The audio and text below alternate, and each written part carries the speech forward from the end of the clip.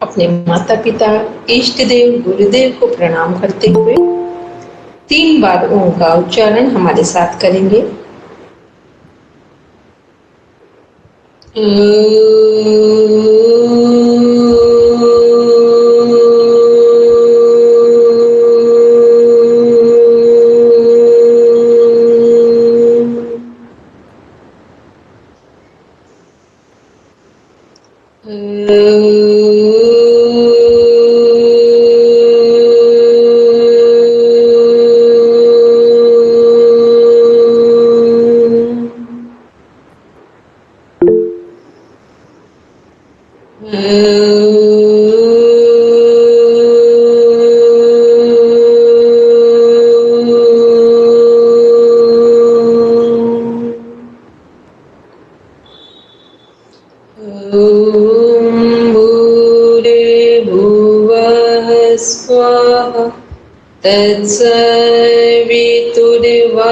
तत्सवितुर्वरेण्यं भर्गो देवस्य धीमहि धियो यो नः प्रचोदयात्। दोनों हथेलियों को आंखें बंद रखते हुए एक बार अपने संकल्प को दोहराएंगे। हम आजीवन यम और नियम का पालन करेंगे, पूरे विश्व में योग की पताका फहराएंगे। हमारे संकल्प दृढ़ता और निर्भयता से भरे हुए हैं, जिनके माध्यम से सकारात्मक दिशा में सब कुछ किया जाना संभव है। इन्हीं भावों के साथ दोनों हथेलियों को आपस में रब करते हुए धीरे से अपनी आंखों पर रखेंगे। कोमलता के साथ अपनी आंखें खोलेंगे।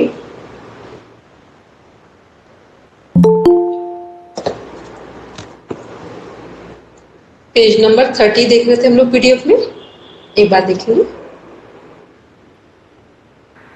Excuse me ma'am. Hello hello, good evening ma'am. Good evening ma'am, हमें आपसे कुछ बोलना था रिगार्डिंग पीडीएफ। मैम मैंने सर को बोला था ना पीडीएफ सेंड करने के लिए, बट सर ने ओनली आसन और प्राणायाम और सूर्य नमस्कार की पीडीएफ सेंड की है। बट जो आप क्लास में पढ़ाते हो उससे रिलेटेड सर ने कोई पीडीएफ सेंड नहीं किया हुआ है। एक बार हो सकता है उन्हें ये इंफॉर्मेशन हो ना कि आपके पास वो पीडीएफ पहुंचा है या नहीं पहुंचा, ठीक है, कोई ना कोई कारण रहा होगा। एक बार आप क्या कर दें, उन्हें फिर से इन्फॉर्म कर दीजिए कि मेरे पास सभी पीडीएफ आ गए हैं, लेकिन ये जो मेंटल हेल्थ से रिलेटेड पीडीएफ है ये नहीं पहुंचा, ठीक है। कई बार होता है ना, एक साथ ग्रुप में बुक्स आई हैं, उन्हें लग रहा है कि सभी बुक्स पहुंच गई हैं, उसमें से वो नहीं पहुंची है, तो आप उन्हें पर्टिकुलर इन्फॉर्म कर दीजिए कि ये बुक हमारे पास नहीं है, ठीक। चलिए, ओके। रिकॉर्डिंग सबके पास आ गई कि नहीं ये बताइए। नहीं मैम, नहीं आ रही। कोई भी रिकॉर्डिंग नहीं आई है? नो मैम, कोई रिकॉर्डिंग नहीं है।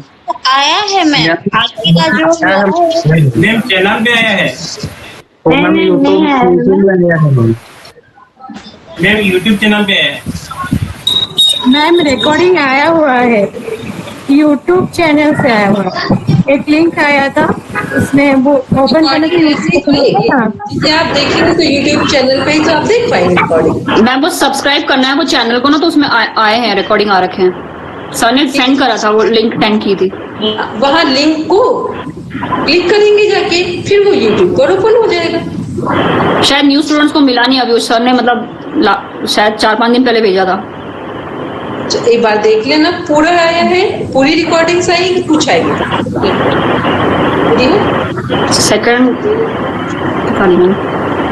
बोलेंगे। चंद्रा जी कुछ बोल रहे हैं, ये आईडी में इसका आ रहा है। हेलो, चलिए पेज नंबर ओपन करेंगे 30।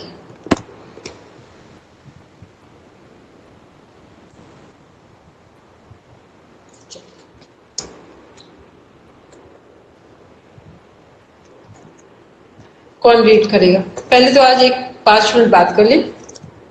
अभी जितने भी हम लोगों ने टॉपिक्स देखे हैं, इसमें कहीं किसी का कोई कंफ्यूजन है?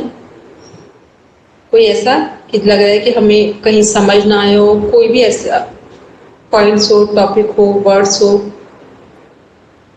क्योंकि पढ़ते समय यहीं पर क्लियर कर लेंगे, नहीं फिर लगेगा बाद में कि हम ये नहीं पूछ पाए। वैसे हम एक बार कल एक आपकी क्लास लेंगे एक्स्ट्रा अपनी तरफ से, लेकिन फिर भी आपसे भी हम बोल दे रहे हैं कि आज पढ़ने के बाद आप प्रॉपर नोट डाउन करके रख लेंगे। पूरा एक बार पीडीएफ पढ़ेंगे, जहां जहां कहीं कुछ प्रॉब्लम्स हो या कुछ ऐसी चीजें, क्योंकि कल हम कुछ ऐसी कॉमन चीजें भी थोड़ा सा उठाएंगे जिनको आप खुद से सॉर्ट आउट कर सकते हैं। ठीक है, देखो बड़ी चीजें जो हैं वो काउंसलिंग का पार्ट बनती है। कोई बड़ी समस्या, क्योंकि बड़ी समस्या है, बहुत लंबे समय की कोई प्रॉब्लम है, उसे तो हम विद इन 1 आवर 45 मिनट्स में कवर नहीं कर सकते। एक बेस तो हमने लिया, लेकिन अब कोई समस्या ही कोई टिपिकल है, लंबे समय से आ रही है या सडन कोई ट्रॉमा में चली गई है कोई कंडीशन, उन चीजों को थोड़ा सा टाइम टेकिंग प्रोसेस होती है, तो वो काउंसलिंग का पार्ट होता है। और अदरवाइज जो छोटी छोटी समस्याएं हैं वो मोस्ट ऑफ द तो इस क्लास में भी आपकी शॉर्ट आउट हुई होंगी और अदर भी शॉर्ट आउट हो सकती है, क्योंकि सभी समस्याएं सब डीप में नहीं जाती। कुछ हमारी समझ पर भी निर्भर करता है कि जो हमारी समस्या जिसे हम बहुत बड़ा समझ रहे हैं, हो सकता है सामने वाले के साथ अगर बैठ जाए तो हमें लगेगा हमारी समस्या बहुत छोटी है। ठीक, तो दोनों तरीके हैं। बोलेंगे स्मिता जी? मैम कल पूछ सकते हैं क्या? फिर से बोलेंगे? कुछ पूछना था तो कल पूछ सकते हैं क्या? कोई छोटी बात हो, कल आप ही का क्वेश्चन था जिसको हमने कहा था ये बड़ी बात है, इसको आराम से पूछिए। पूछिए, एक बार पूछ लीजिए, पूछिए। मैम वो मेंटल हेल्थ के बारे में कुछ पूछना था तो कल पूछ सकते हैं? अभी आप पूछ लीजिए, पूछिए। जी मैम। मैम वो मैं बता नहीं पा रही हूँ, बस कि जब गुस्सा आता है तो मैं रिएक्ट नहीं करती, पर मन में वही चलता रहता है, तो इसका क्या होता है? आप क्या करती? घर का कुछ नहीं देखती मैम, घर पे वर्किंग में? आप वर्किंग में हैं मैम क्या पूछा? या सिर्फ घर नहीं में? मैम, घर में है मैम। सबसे ज्यादा इस समय स्ट्रेस पता है कहाँ बढ़ रहे हैं? घर में रहने वाले लोगों को। क्योंकि जो जॉब में है, जैसे अभी हम सब लोग हैं, तो घर का भी मैनेज करते हैं और वर्किंग में भी, तो हमारा स्ट्रेस कम होता है। पूछो क्यों होता है? क्योंकि हमारे पास इतना समय ही नहीं है।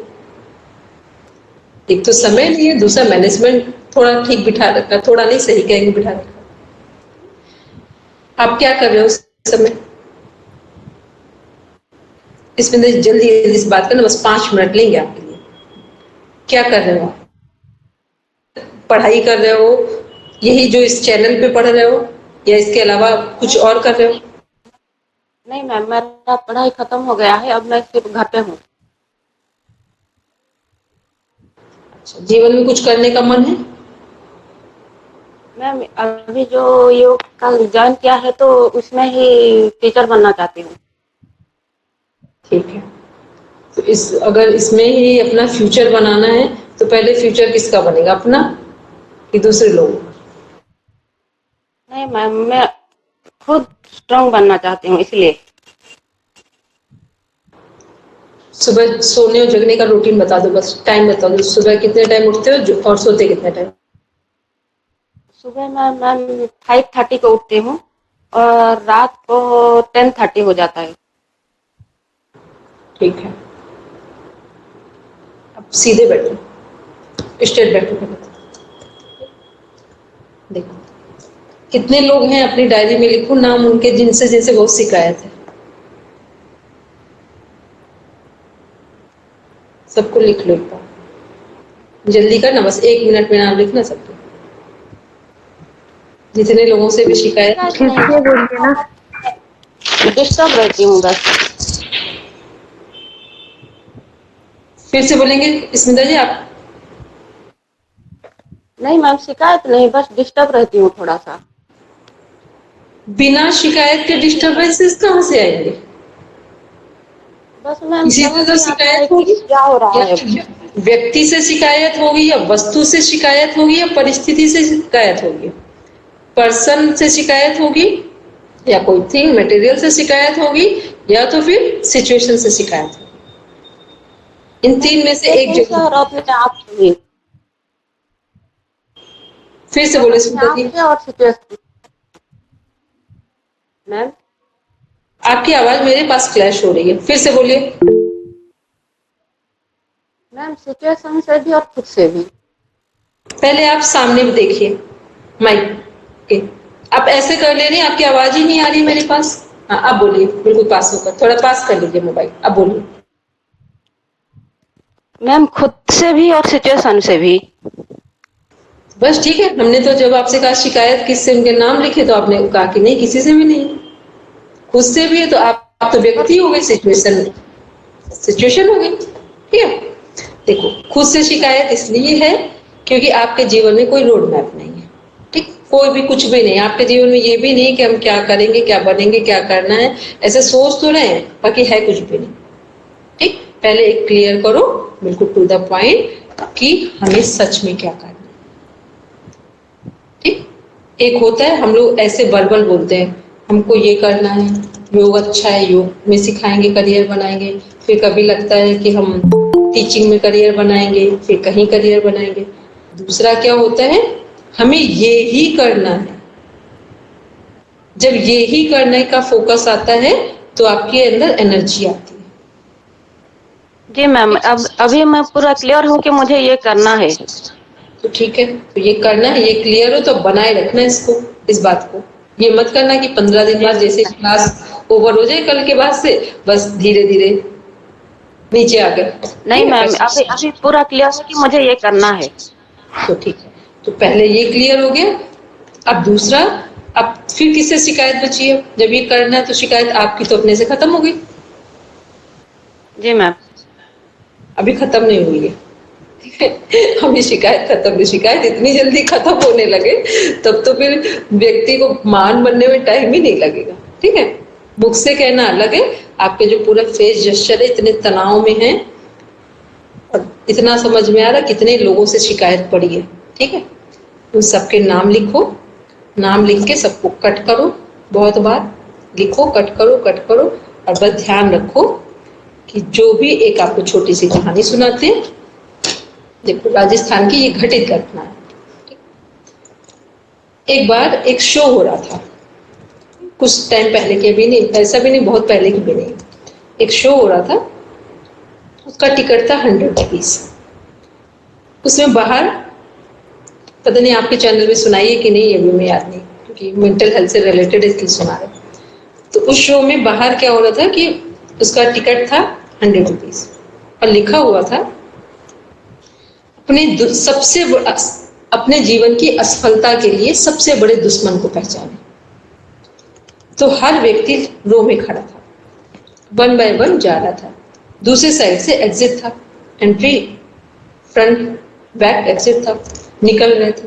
तो जो व्यक्ति अंदर जा रहा था वो इतना खुश था, उसे लगा आज इससे अच्छा क्या हो सकता है मेरे के। इतने पंडित, ज्योतिषों, सबके पास जाओ पता करने, तांत्रिकों के पास, कि हमारी असफलता के क्या कारण है, कौन से स्टार वीक है या और कई चीजें हैं, कौन व्यक्ति हमें परेशान कर रहा है।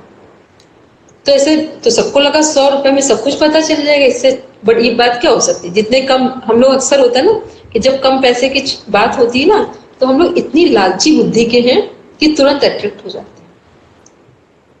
ध्यान रखना, इस धरती पर फ्री में कुछ भी नहीं मिलता है, और फ्री में जो मिलता है वो पचता नहीं है। अगर मिल जाए तो वो डाइजेस्ट नहीं होगा। आप देख लेना, जिस चीज की आप कीमत चुकाते हो केवल वही चीज आपके जीवन में काम करती है, और जिस चीज की आप कीमत नहीं चुकाते हो वो काम नहीं करती। कोई डॉक्टर कितना ही अच्छा क्यों ना हो, वो आपको कितनी भी काउंसलिंग दे दे, कितनी भी दवा दे दे, आपको फायदा नहीं करेगी यदि वो फ्री में दे रहा है। और जैसे ही वो रुपए लेना शुरू करता है आपको वो फायदा करता है। ठीक है, क्योंकि ये प्रकृति का एक नियम है, गिव एंड टेक का। हाँ, वो मानवता होनी चाहिए डॉक्टर की भी और आपकी भी। यदि आप देने योग्य हैं तो आप अपनी फीस दे दें। डॉक्टर की मानवता होनी चाहिए कि यदि आप देने योग्य नहीं हैं तब भी वो आपका काम करेगा, और जब आपके पास चीजें हो तब आप उन्हें दे दें। ये तो मानवता का प्रश्न है। लेकिन ये नहीं कह सकते हैं कि आप ये सोचें कि फ्री में आप अगर कुछ लेना चाहें इस धरती पर तो क्या है वो आपके लिए, मतलब उसे कहेंगे कि ये बिल्कुल रॉन्ग है, गलत है, उसमें कुछ नहीं हो सकता। तो क्या हुआ कि 100 रुपए में देकर सब अंदर जा रहे थे, तो उसमें जब जो जा रहा था वो खुश था, जो बाहर निकल रहा था वो दुखी था। बाद में सर्वे किया गया आखिर ऐसा क्या हो कि इतना लोग खुश एक्साइटेड होकर अंदर जा रहे हैं और बाद में इतना नर्वस होकर बाहर आ रहे हैं। कारण था कि जब सब अंदर जा रहे थे एक्साइटेड होकर, तो वहां पर जैसे ही अंदर एंटर किया, एक रूम था, उसमें मिरर लगा हुआ था और मिरर में सामने व्यक्ति दिख रहा था। लिखा क्या था बाहर? आपके जीवन में और आपके जीवन की असफलताओं का कारण और सबसे बड़ा दुश्मन कौन है? तो मिरर में कौन दिख रहा था? हम खुद दिख रहे थे। समझ आ गई बात मेरी? यही हमारे जीवन की कहानी है। जब तक कि हम अपने जीवन को पूरी तरीके से ये समझते हैं, कभी दूसरे कारण है, कभी कोई व्यक्ति, कभी कोई परिस्थिति, कभी कोई साधन, इसके कारण जब हम लोग बातचीत करते हैं तो क्या होता है कि हम कभी भी सफल नहीं होते। जिस दिन आप ये सोच लेते हैं कि असफलता का कारण सिर्फ हम हैं, उसी दिन से आपकी सफलता की शुरुआत हो जाती है। पंडित आचार्य श्री राम शर्मा जी का एक 2 कोटेशन है जो बहुत अच्छी है, 2 नहीं 3 है। पहला, प्रतिभा कभी अवसर की मोहताज नहीं होती। प्रतिभाशील व्यक्ति रेगिस्तान में भी रास्ता बना लेगा। ठीक। दूसरा, अपना सुधार संसार की सबसे बड़ी सेवा है। अभी हम क्या करते हैं? दूसरों का सुधार करते हैं। अपना सुधार संसार की सबसे बड़ी सेवा है। तीसरा कोटेशन है, असफलता हमें यह सिखाती है कि सफलता का प्रयास पूरे मनोबल से नहीं किया गया। असफलता हमें यह सिखाती है कि सफलता का प्रयास पूरे मनोबल से नहीं किया गया। ये 3 चीजें यदि हमें ध्यान में रहें तो हम अपने जीवन को ठीक कर सकते हैं। और अपने जीवन में ये भी कह सकते हैं कि कई बार, मान लो हम ये नहीं कहेंगे सभी टीचर्स, लेकिन आपने अगर थोड़ा भी ध्यान से मेरी क्लास को पढ़ा होगा तो इतना तो कह सकते हैं कि क्लास आपके काम की थी। ठीक? जी मैम, बहुत बहुत मदद मिली। ये नहीं कह सकते कि ये क्लास केवल पढ़ने के पॉइंट ऑफ व्यू से कवर की गई थी। केवल पढ़ना नहीं था इस क्लास में। हमने जिस दिन से शुरू किया था और लास्ट भी जो कर बोल रहे हैं, पढ़ना केवल नहीं था इसमें। इसमें हमने उन सभी तथ्यों को शामिल किया था, फैक्ट्स को शामिल किया था जो हमारे जीवन से संबंधित है। क्योंकि हम जिस यूनिवर्सिटी का प्रोडक्ट है वहां पर एक कोटेशन लिखा गया है, जब वहां पढ़ने का इतना मुश्किल से वहां एडमिशन होता है कि उस एडमिशन की प्रोसेस से गुजरना ही बहुत मुश्किल काम है। लगता है होगा भी कि नहीं होगा। मानकर अगर हमसे कोई पूछे तो हम तो बिल्कुल 100% ना बोलते, नहीं होगा। वो किसी का प्रारब्ध जन्य हो जाए तो बड़ी बात है, अदरवाइज कोई चांसेस नहीं है वहाँ पे। पूरे अगर उनकी सीट निकलती है तो क्या निकलती है? ऑल इंडिया से और फॉरेन को 2 जगह कवर की जाती है। सीट्स कितनी निकलेंगी? 3। ठीक। उसमें से एक फॉरेनर भी होगा, 2 इंडियन भी होंगे। उन्हीं लोगों के सिलेक्शन में एक मेरा भी सिलेक्शन था। तो ये क्या है कि बहुत टफ वर्क है वहां का। तो उस यूनिवर्सिटी के प्रोडक्ट में का प्रोडक्शन है, प्रोडक्शन नहीं कहेंगे, प्रोडक्ट है। तो वहां पर जब किसी का एडमिशन हो जाता है, सारी प्रोसेसिंग पूरी हो जाएगी, तो वहां पर एक सुवाक्य लिखा है जो पढ़ाया भी जाता है। वो ये है, शिक्षा को विद्या में कन्वर्ट करना है। शिक्षा को विद्या में कन्वर्ट करना। शिक्षा हमें केवल रोजगार देती है और विद्या हमारे पूरे जीवन को आत्मनिर्भर बना देती है। तो अभी हम लोग क्या करते हैं? शिक्षित होते हैं, इसलिए जीवन के हर आयाम में परेशान होते हैं। और जब हम विद्या ग्रहण करते हैं, शिक्षा को विद्या में ग्रहण करते हैं, कन्वर्ट करते हैं, तो क्या होता है? हम इसी पढ़ाई को अपने जीवन से जोड़ देते हैं। वरना आपने में से बहुत सारे लोग हमसे भी अधिक इंटेलिजेंट हो सकते हैं। ठीक है, बस फर्क इतना है कि आप परेशान हो सकते हैं, हम परेशानी का कारण ढूंढ लेंगे। बस इतना अंतर, और बाकी कोई अंतर नहीं। और हमने जो लाइन इसमें पढ़ी है उसको जब प्रैक्टिकल करके देखा है, उससे बेनिफिट मिला है, लोगों पर अप्लाई करके देखा, उससे बेनिफिट मिला है, तब हम कह सकते हैं ये लाइंस जो है उसका रियल मीनिंग क्या है और ये कितनी बेनिफिशियल हो सकती है। तो इसलिए स्मिता जी, बी टेक केयर, पूरा ध्यान रखें कि पहले अपने जीवन से जितनी भी शिकायतें हैं, चाहे वो खुद से हो और चाहे दूसरों से हो, पहले उनको हटा दीजिए। और ये आपके लिए नहीं, जितने लोग यहाँ बैठे सबके लिए, कहीं किसी से किसी भी तरह का कोई ग्रजेस हो, गिले शिकवे हो, पूरा उन्हें हटाइए जीवन से। उसके बिना आपके जीवन में आगे बढ़ना असंभव है। तो जिसको जितनी अधिक सफलता चाहिए उतना अपने जीवन से पास्ट को आउट कर दीजिए। पास्ट से केवल इतना सीखिए कि कहां कहां हमने समय की बर्बादी की थी, अब हम समय को बर्बाद नहीं करेंगे। बस पास्ट से केवल इतना सीखने योग्य है। जहां जहां अपने समय को हमने खराब किया है, अब उस समय को खराब नहीं करेंगे। ये पास्ट से सीखने लायक है। इसके अलावा पास्ट को तुरंत हटा दो, किसी भी तरह से, मतलब उसको हटाना है, क्योंकि उसका कोई मतलब नहीं है। यदि पास्ट आपका आज रहा तो प्रेजेंट खराब हो जाएगा, और जिसका प्रेजेंट खराब हो तो फ्यूचर तो है ही नहीं उसका। तो इन बातों को, ये क्या है, डेली समझने योग्य है सभी के लिए, क्योंकि उन्होंने मानसिक स्वास्थ्य पर बात की है। सबके जीवन में अप्स एंड डाउन आते हैं, और ध्यान रहे कुछ चीजों पे एक रफली वर्क करना चाहिए। जीवन और मृत्यु ये हमारे हाथ में है। इसके लिए आप चाहे पूरी दुनिया का प्रयास कर लीजिए, और चाहे जितने मंदिर मस्जिद में जाइए, चाहे प्रेयर करिए, चाहे अनुष्ठान करिए, जिसका जितना जीवन है वो उतना ही जिएगा,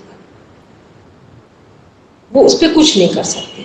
तो करना कहाँ है हमको? सिर्फ और सिर्फ जब तक जो व्यक्ति हमारे सामने है तब तक हम क्या कर सकते हैं, वहां कर। यदि हमें लगता है बिल्कुल उसके साथ नहीं बन सकती है तो उससे थोड़ी दूरी बना ले बस। और 90% 90% प्रयास करें कि हमारे रिश्ते बन जाए। जब बिल्कुल लगे कि प्रारब्ध जन्य बात आ चुकी है कि अब बिल्कुल कुछ नहीं बन सकता है, तो भी प्रेम से दूर होइए। अगर आप प्रेम से दूर होंगे तो मन में शिकायत नहीं रहेगी, जिसके कारण आप दोबारा खड़े हो जाएंगे। और अगर नफरत से दूर हुए तो मन में इतनी शिकायतें होंगी जिसके कारण आप भविष्य में खड़े नहीं हो पाएंगे। और एक जीवन का एक फंडा बना लीजिए कि दुश्मन भी हो ना जीवन में, दुश्मन भी, कितना भी व्यक्ति बेकार से बेकार